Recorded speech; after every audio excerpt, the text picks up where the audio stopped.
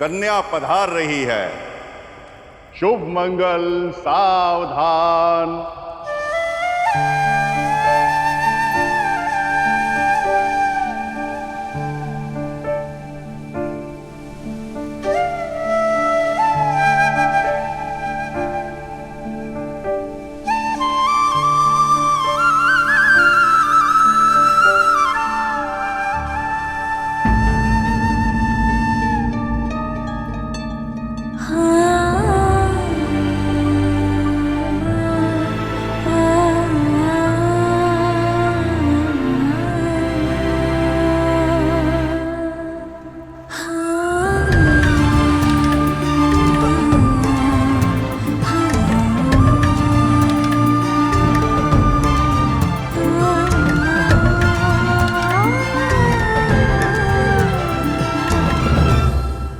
गुरु शुक्राचार्य,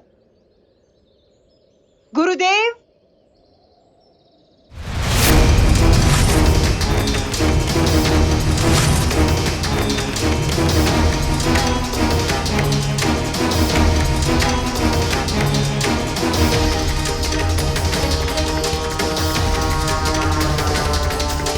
गुरु शुक्राचार्य, आप यहाँ शिव के विवाह में नहीं आए? आप तो उनके कितने प्रिय हैं, बड़े भक्त हैं उनके। शीघ्र चलिए ना। विवाह से पूर्व ये वस्त्र हटेगा और नेत्र मिलाप होगा। वर और वधू एक दूसरे की आंखों में सत्य का प्रतिबिंब देखेंगे। इसका आशय यह है कि भले ही दोनों की दृष्टि अलग हो, परंतु दृष्टिकोण एक होना चाहिए। प्रेम और आदर से भरा, न्याय और धर्म युक्त ग्रस्त जीवन। शक्ति स्वयं पूर्ण है, ऐसा प्रेम डोर है जो टूटे ना। है ये एक दूजे से, है ये एक दूजे में, कुछ ना एक दूजे के है बिना। शिव अघोर है, शक्ति स्वयं पूर्ण है, ऐसा प्रेम डोर है जो टूटे ना। है ये एक दूजे से, है ये एक दूजे में, कुछ ना एक दूजे के है बिना।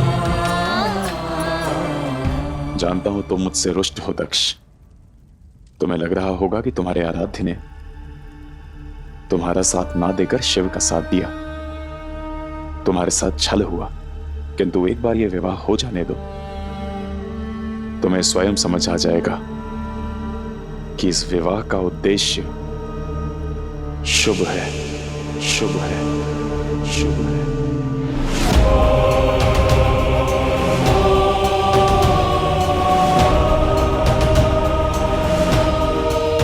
शिव बिना उद्देश्य कहीं नहीं जाते, और मैं भी शिव भक्त हूं।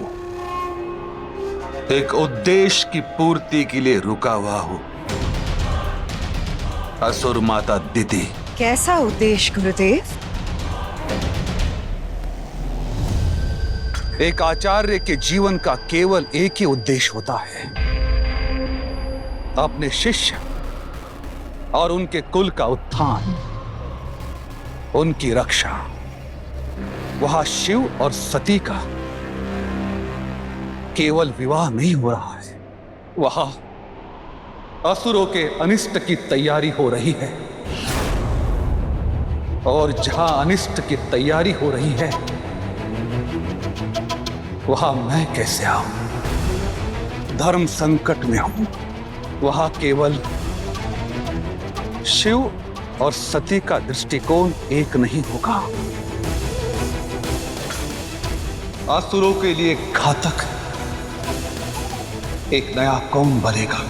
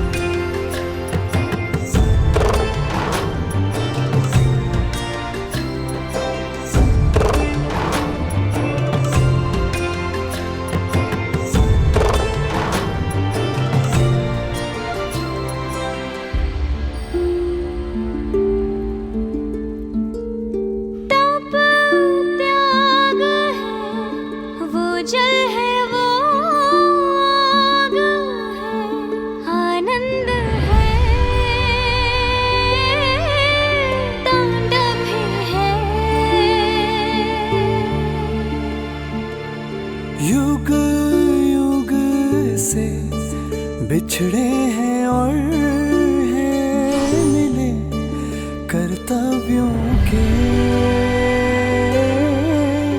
पथ पर चले। शिव और शक्ति है साथ में। ये विरह क्षणिक है, परंतु जब अब हम मिलेंगे सदा सदा के लिए एक हो जाएंगे। जहाँ जहाँ शिवा शिवानी है वहाँ। अब शिव और सती एक दूसरे को जयमाला पहनाएंगे।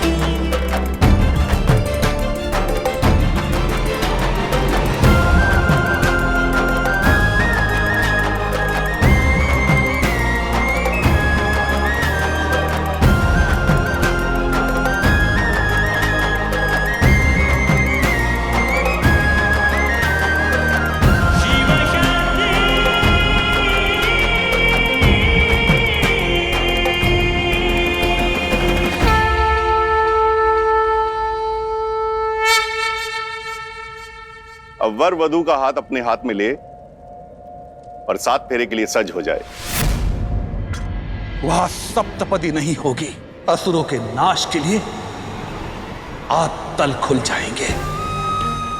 इस विवाह का दंश असुर जन्मों तक भोगेंगे। दिति, ये विवाह नहीं हो रहा है दिति। असुरों के पतन का आधार रखा जा रहा है और मैं इस आधारशिला रखने के क्षण का साक्ष्य नहीं बन सकता। उनके मिलन का उद्देश्य असुरों के उद्देश्य को विहीन कर देगा।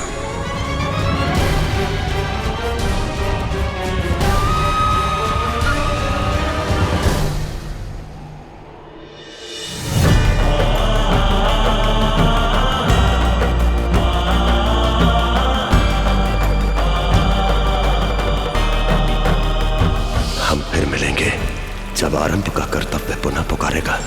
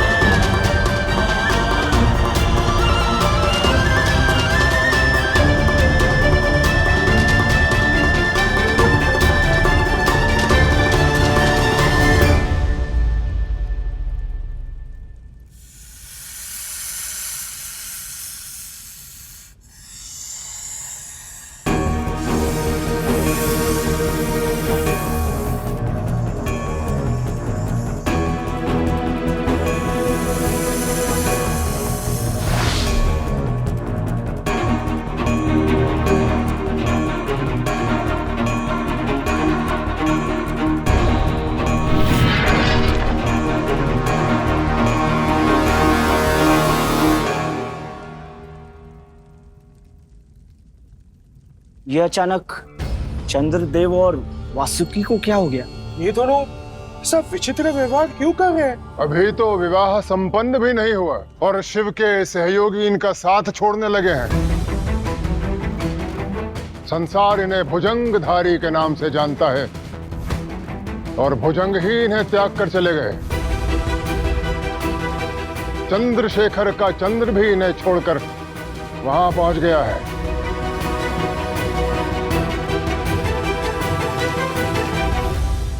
जिसका साथ सब छोड़ रहे हैं वो भला मेरी पुत्री का साथ क्या निभाएगा?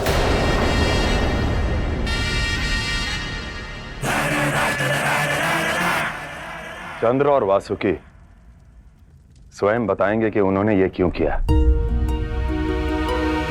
विवाह की इस शुभ बेला में मैं अपने स्वामी से लिपटा हुआ नहीं रह सकता। और मेरा भी इस समय महादेव के शीश पर बने रहना उचित नहीं है। वो तो हम सभी देख रहे हैं, परंतु प्रश्न ये उठता है कि आप दोनों ने ऐसा किया क्यों? ये पूरा प्रकरण केवल यही दर्शाता है कि शिव और उनके सहयोगियों से और आशा भी क्या की जा सकती है। प्रजापति दक्ष, जिस प्रकार मैं कोई भी कार्य बिना उद्देश्य के नहीं करता,